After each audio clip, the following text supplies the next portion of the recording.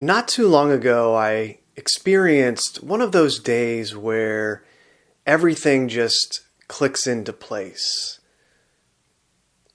The weather was perfect.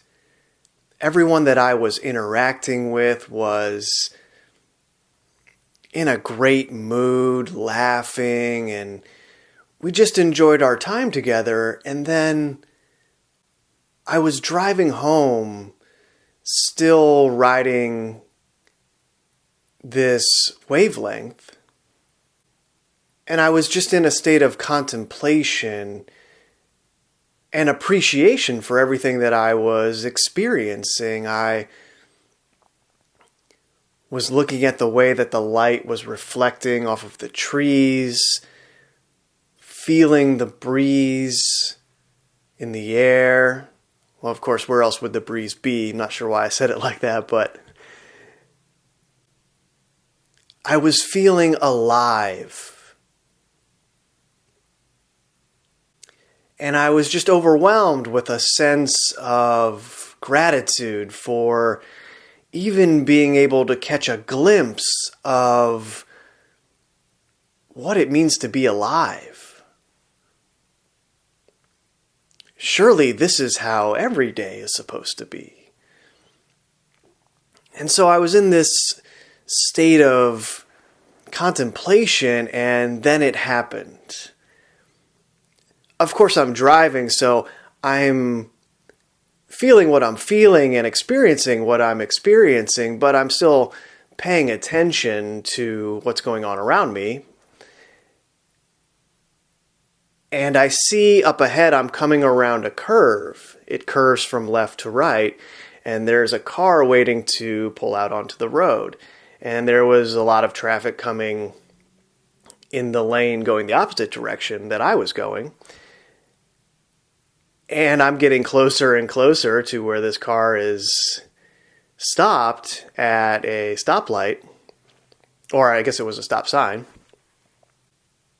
And sure enough, I watched this car make the decision to pull out not only in front of me, but in front of a car that was coming the other direction that was so close to it, I thought that this car was going to get absolutely smashed. I mean, that's how close this car was to being hit by the car coming in the other direction.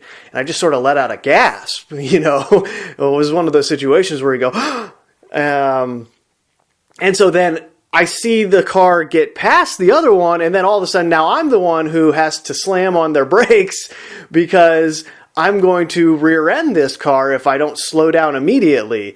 I mean, that's how insane of a decision it was for this person to pull out when they pulled out. And so I hit my brakes and I slow down in time. I mean, there was enough distance on my end to not hit the car, and I slowed down enough to where I didn't hit him, but I was right up on this car. And then I was driving behind this car for just a little bit of time, I don't know what the correct distance measurement would be in the car, but as far as time goes, it was maybe 10 or 15 seconds that I was right up on this car because of the events that had transpired. And I don't know, another 30 seconds went by and this car puts on its blinker and then gets over into a turn lane to go into a neighborhood. So as soon as I saw this, I'm thinking to myself, wow, you risked your life to pull out when you didn't have to, and all you were doing was going to this neighborhood where you probably live. And I'm thinking to myself, what are you doing? Just wait, be a little more patient and don't risk your life so flippantly. And of course, because I'm in this state of appreciation for my own life and my own experience, and I can't fathom what I've just witnessed, But this is where it gets so crazy. I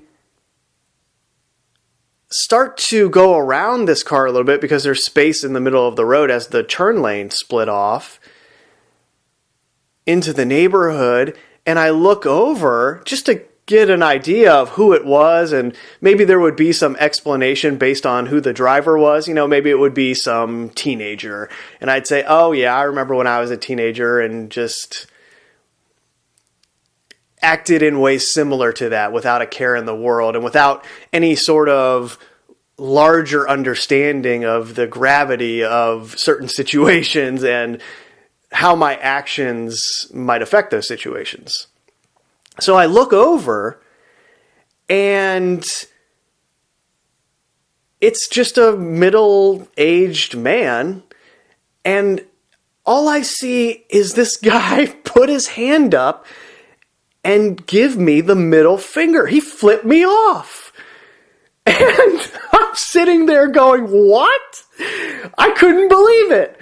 I was completely in shock and trying to process what had just transpired, and I couldn't do it. I was sitting there, my mouth was hanging open, kind of like it's hanging open right now as I'm trying to retell this story. I'm looking over like, what? What are you talking about? Dude, I just witnessed you almost kill yourself and potentially another driver. And then not only that, you almost forced me to hit you. And then because of your action, I ended up right on your tail for maybe 30 seconds. And then you have the audacity to flip me off for that? Because, what? I'm sitting there like, oh, wow. This is really one of those moments where you get a glimpse into the severity of the problem on this planet. Sure, it's an innocent example, but it really underscores the severity of what's going on here. For someone to be so disconnected from life that they would make the decision that they made, and then on top of that, blame me for the consequences of their actions. And when you think about it, that's very similar to what's going on here. The disconnection is so severe that people look for any excuse that they can find to justify their actions in a way that it's not their fault. They take no personal responsibility for anything that goes on in their own life. And I witnessed this in real time. And of course, speaking of time, what an interesting sequence of events. I was having this profound day. I was having this profound connection to creation. And I was really in that moment when this took place. And it just jarred me right out of it. Not for long, of course, because as these things tend to go, I just laughed about it, a half hour later. But in the moment, I was just, the rest of my drive, I could not think of anything else other than what had taken place. I could not believe that this person was so out of it that they flipped me off and sent all this negative, hateful energy towards me and into my being for something that I had no part in. I couldn't believe it. I was just, it was wild. And so this got me thinking, of course, about other times that these sorts of things have happened to me. Because obviously, your interpretation of what is taking place in this realm will affect how you view situations like I just described. Was it just a coincidence? Maybe. Was it something more? Interference, perhaps? Maybe. I'll leave that up to you to decide. But like I said, this got me thinking about other times that this same pattern has played out. And as I thought about this, really the pattern plays out all day, every day. You'll be surfing a certain wavelength, and then a cycle of thought will repeat itself in your mind, which throws you off of that wavelength. And if you really pay attention to your thoughts, you'll see these certain thought patterns that repeat during certain times. And eventually you can draw the pattern out and see, oh, right, I was feeling this way. And then this pattern of thought came back around into my mind, and that got me distracted from where I was, and then I was just completely lost again. So it happens on a daily basis, on a moment-to-moment basis in that way. But then there are larger events that involve other people. And those are the ones that are really interesting to look at. And so I began to think about this, and I remembered many years ago now, when I was first becoming aware and searching for something more, searching for answers about what was going on here. And obviously, as a Westerner, as an American, this is where I grew up, so I, like most of us, began to look to other countries and other traditions to see what they had been told. And so as a part of this, I got into the Tao Te Ching by Lao Tzu. And I had downloaded a recording of the Tao that someone had done. And I was going on a long drive, so I was going to put it on and just to listen to it while I made the drive. And I would say, of all of the official, quote-unquote, religious texts that are out there, I resonate with the Tao more than any of the rest of them, which is not to say that it isn't corrupt in the same ways that other traditions are corrupt, or at least that it's been perverted by the Chinese in the same way that the message of other people have been corrupted by the church in the West, for example. But anyway, so I resonate with a lot of what is in there. And I got into this really contemplative state, kind of similar to what I experienced just recently, a month or two ago. I'm trying to think of when that happened. It was not that long ago. It's difficult to nail down time these days in the traditional sense of, days and months and all that.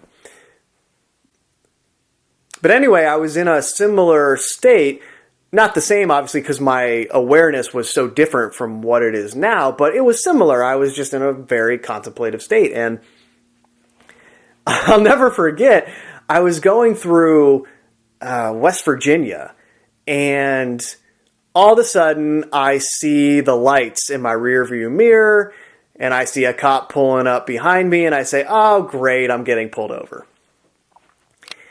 And I pull over, and the cop comes up, and obviously I had lost track of what I was doing. I lost track of my speed because I was in this state of mind where I was thinking, and the cop says, blah, blah, blah, you were going this speed, I'm going to give you a ticket. And I said, oh, fine, whatever, I don't care. Obviously, I did care, but I'm telling that to myself, whatever, it's a ticket, no big deal. This too shall pass. So the cop gives me the ticket, and I'm on my way again, and you can't make this up. I'm on the road, I don't know, 5 minutes after this happened, and I'm thinking to myself, well, I just got pulled over, so I can probably safely go 15 miles over the speed limit again, and I'll be fine. I just got pulled over. That was the speed trap. No big deal. And you can probably see where this story is going, but sure enough, 5 minutes later, I look in my rearview mirror and I'm being pulled over again. And I'm thinking, well, is this the same cop? Did I forget something? Surely I left something back there somehow, and he's giving it back to me, because surely I'm not being pulled over again. But I couldn't believe when a different cop walks up to my window and says, sir, do you know how fast you were going? And I said, wait a second, are you guys not in contact with each other? Am I being messed with? Is this Super Troopers? For those of you who've seen that movie, are you guys messing with me right now? And the cop looked at me like I was an alien and just said, I don't know what you're talking about. All I know is that you were going 5 miles over the speed limit. Here's your ticket. And I'm thinking, what? I couldn't believe it. But all of this just so happened to take place as I was in this meditative state, thinking about the Tao and what was being discussed. And I was resonating in a certain way that was the antithesis of how most people interact on a daily basis, these cops included. So that was just another example that came into my mind when I was thinking about this. But then there's one that happened to me more recently. And it's sort of the same thing, but it's more related to what I was thinking about in the car when I was having that profound moment of introspection and connection. And when I was in that state of mind, I had the thought that I've had many times before, which was, if I died right now, I would be perfectly fine with that. I've seen and experienced enough now to where if that was my path, if that's where it was headed, and my awareness did not exist in this realm anymore, I would be okay with that. As I've gone into before, sure, I don't want that to happen because there's so much more that I want to experience and learn. But if it happens, sure, I'm okay with that because I've experienced a little bit of truth. And that's enough for me.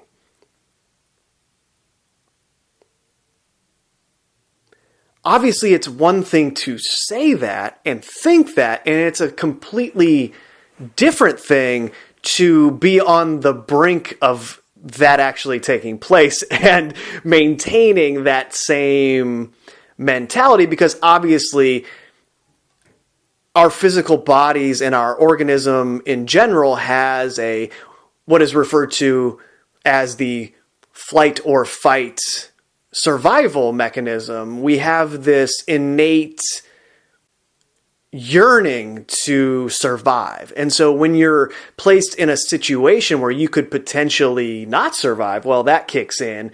And then you're flooded with all of this adrenaline and fear and all of these emotions that get you kicked into high gear to survive whatever is about to potentially end your life, right?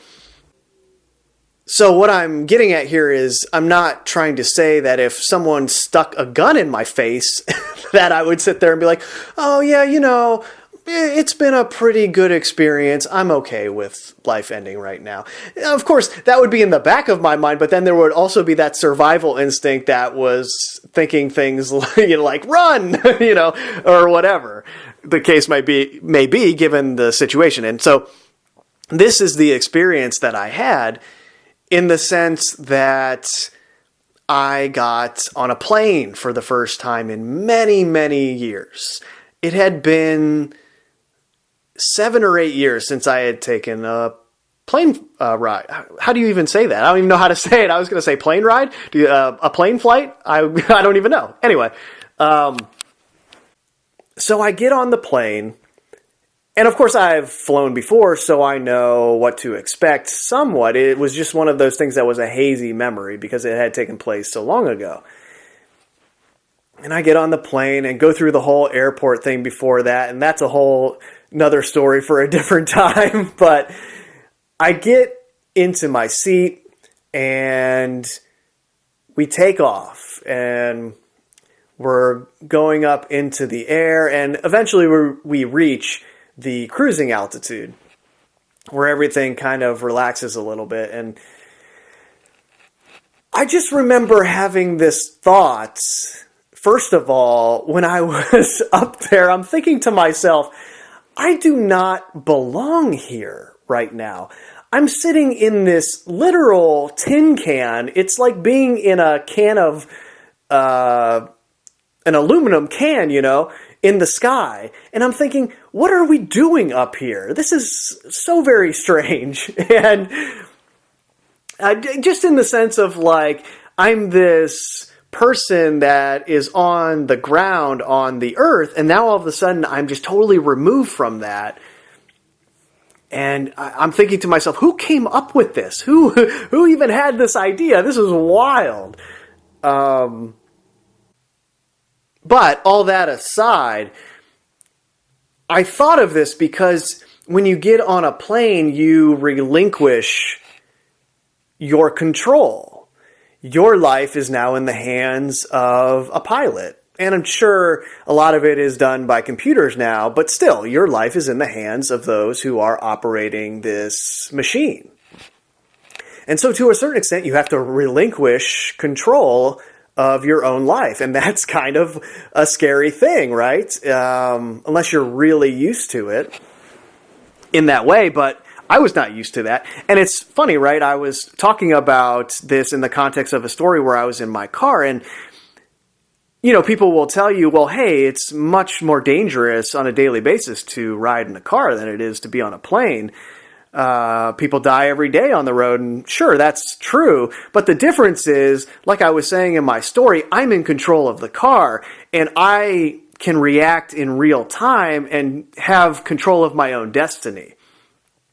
And sure, just like being in a plane, there are certain times where someone else does something on the road that no amount of your own control can mitigate against. There's just nothing you can do because someone did something and you get into an accident or whatever.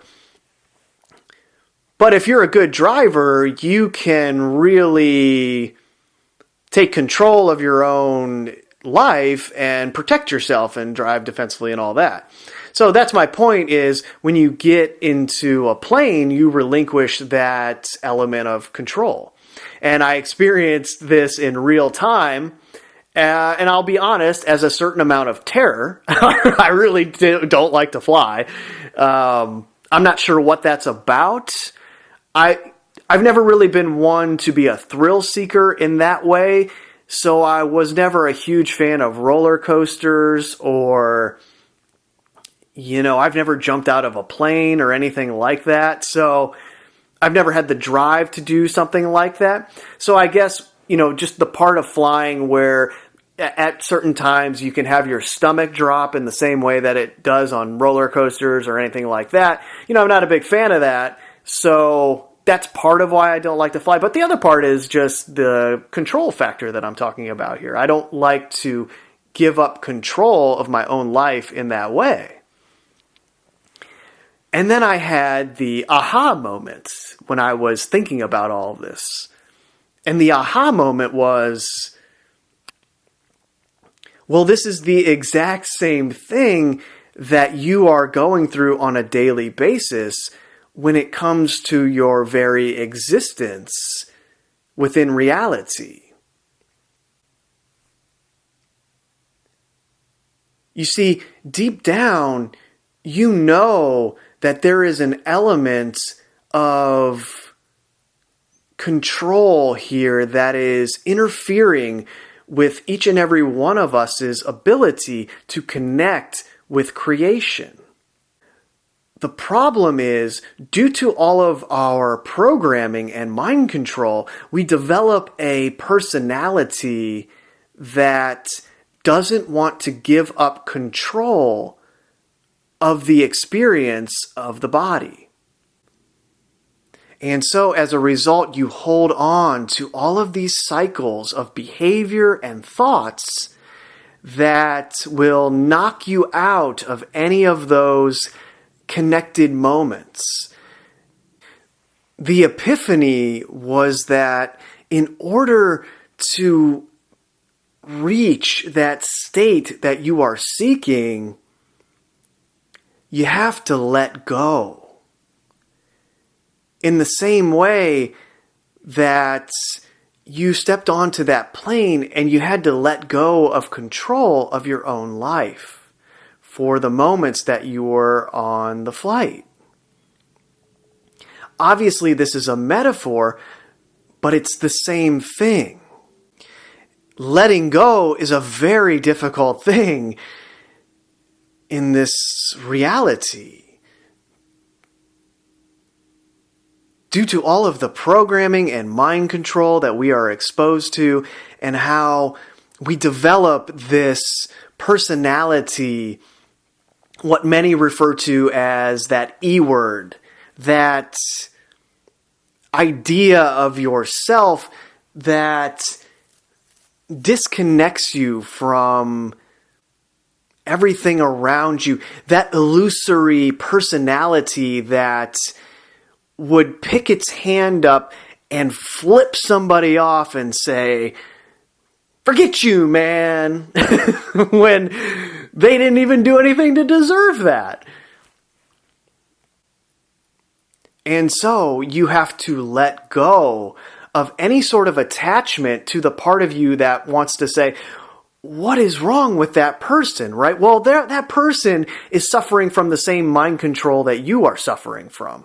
Their mind has been corrupted in the same ways that your mind has been corrupted. And on top of that, you have no idea what that person might have been experiencing on that particular day. I mean, they could have had something horrible happen to them that put them in this state of mind that led them to lash out in this way that made no logical sense. So letting go is an art form almost. It's not easy. But the metaphor to the situation that I'm in is that I have to put my faith in creation. I have to let go of having control of my own life on a fundamental level.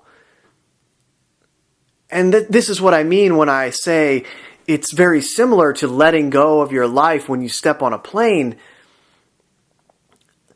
I'm putting my very existence in the hands of God, for lack of a better term. Putting my faith in creation, saying, look, I know that you have my back. And even though there might be a metaphorical gun in my face that could end my life at any moment, I'm putting my faith in you because I'm a part of you. I wouldn't exist without you. And I can feel you animating my awareness on a level so deep that it defies description via words.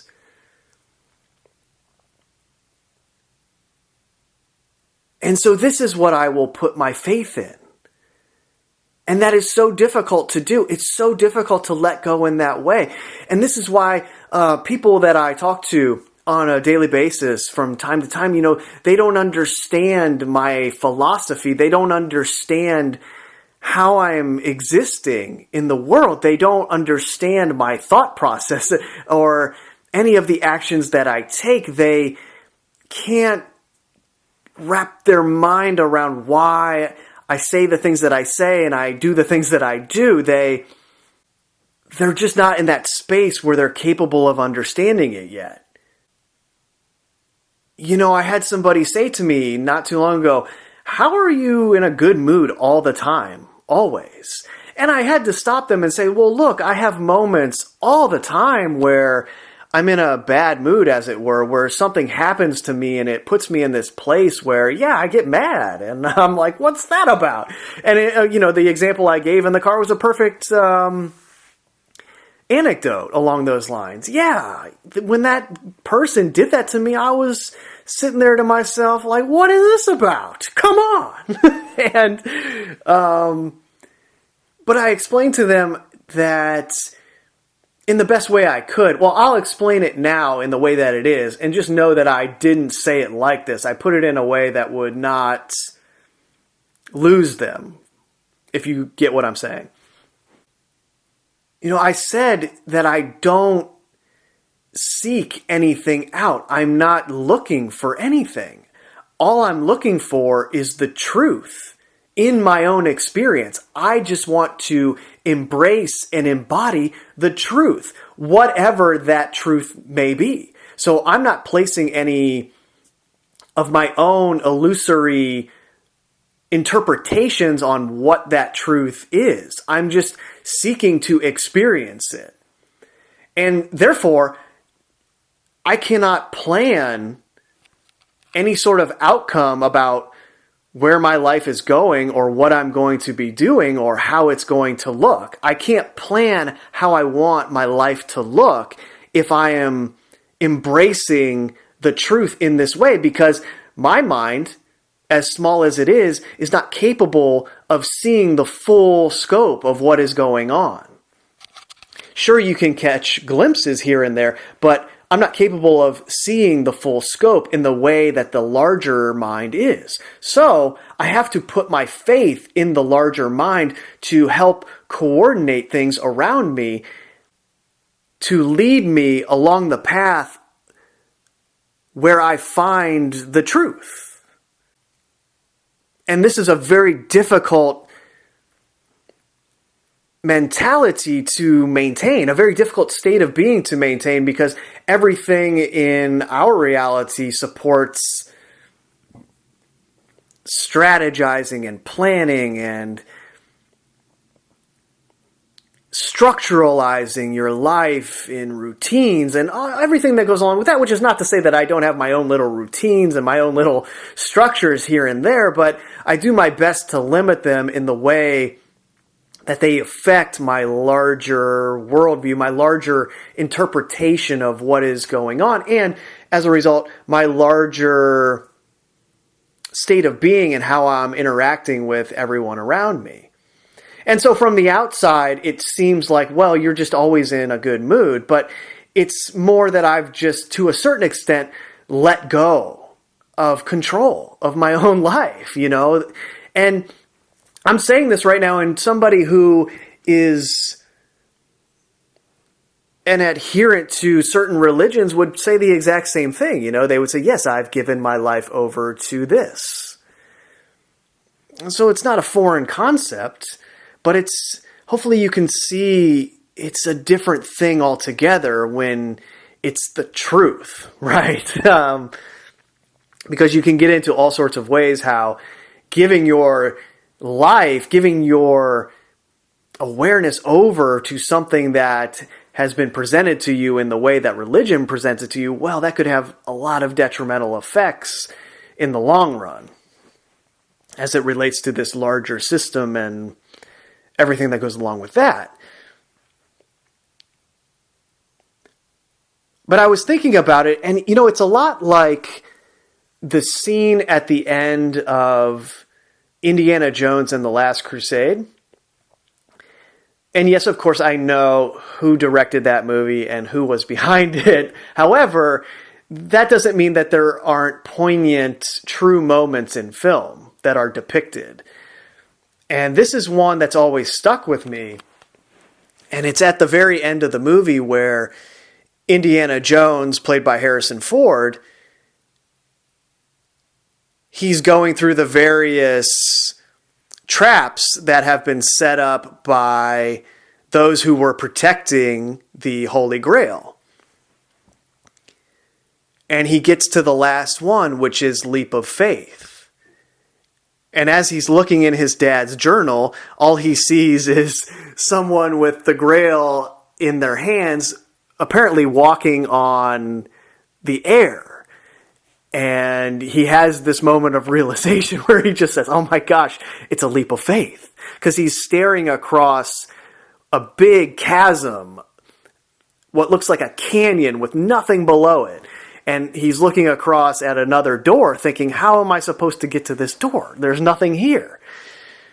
And in the plot of the movie, his dad had just been shot. And he knows now that the alleged healing power of the Grail is the only thing that can save his dad. So he's extra motivated by what is taking place. And so finally he just looks around and he says, oh, you can see he's not speaking, but you can see him acting this out. He says, oh, well, I guess I'm going to do this. If I die right now, I die right now.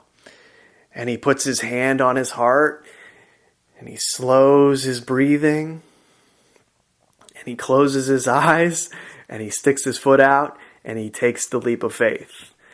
And then as the actual movie goes, his foot lands on a plank that had been camouflaged to look just like the canyon.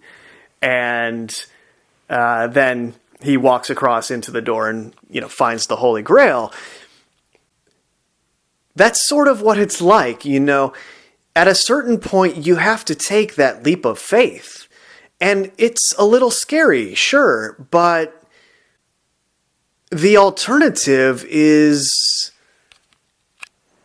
to remain dead, to remain unalive. And that's not much of an alternative, right? The alternative is to stay a part of the problem. And if your allegiance is solely to your own body and its survival, you're lost. And like I said, it's easy to say, oh, sure, if my life ended right now, I'd be okay with that. And there's a part of me that believes that and really feels that. And hopefully that's coming through to you, but there's still that same part that's standing in front of that chasm like, oh man, I don't think I can do this. I don't really want that. Now that I'm faced with the choice, I don't really want to do that. And that is the leap of faith. Placing your life in the hands of creation. Letting go of control. Not an easy thing to do. When you really break it down, most of the things that we are programmed to believe and do, at their base level, it's about maintaining control, maintaining the illusion that you are in control of your own experience. But at a certain point, you just have to let go. And I can't tell you what that looks like, because I don't even know what it looks like myself. I'm still searching for what the experience would be when you are fully letting go moment to moment for every moment, right? I think that's the state that we are designed to be in. Is it practical to get to that state and survive in this world? Well, that's the main problem, right? That's what I'm not so sure about. And that's what's so difficult to embrace, right? Because if that truth ultimately leads you in that process to a situation where, well, now I have no money, I don't have a job, I don't have anything that they tell me I need to survive here. That's where the fear part of it comes into play. And that's, I'm not going to sit here and pretend like I'm somehow above that, because I have a job to get those illusory pieces of paper that we are told have value, to buy food that I supposedly need to sustain my body, which again comes back to this idea about maintaining control and surviving. And that goes back to the survival instinct that is innate within us. And so maybe it's not practical to be fully in that state of letting go for your entire existence. Maybe there's a certain balance that needs to be struck between those two things. I suppose you could say it's kind of like saying being in the world but not of the world. It's funny how certain phrases like that start to make a lot of sense when you develop an awareness of what's really going on here. But even in spite of the fact that I'm still maintaining certain concepts that help me to survive here, I'm always in my mind striving for the truth. I'm striving to embrace the uncertainty of a future that is not planned for.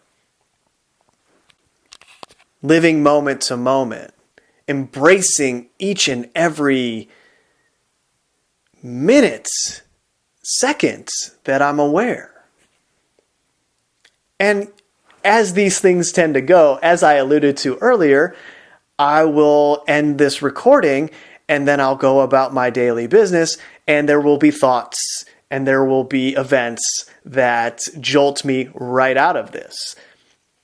And that's another layer of how that balance is attempting to be upset.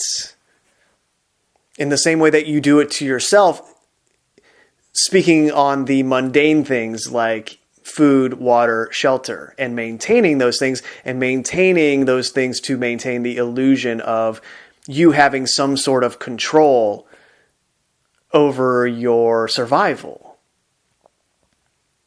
In the same way that you maintain that illusion of control when you're driving a car, and then that illusion of control is so severely challenged when you get on a plane and your life is suddenly in the hands of someone else.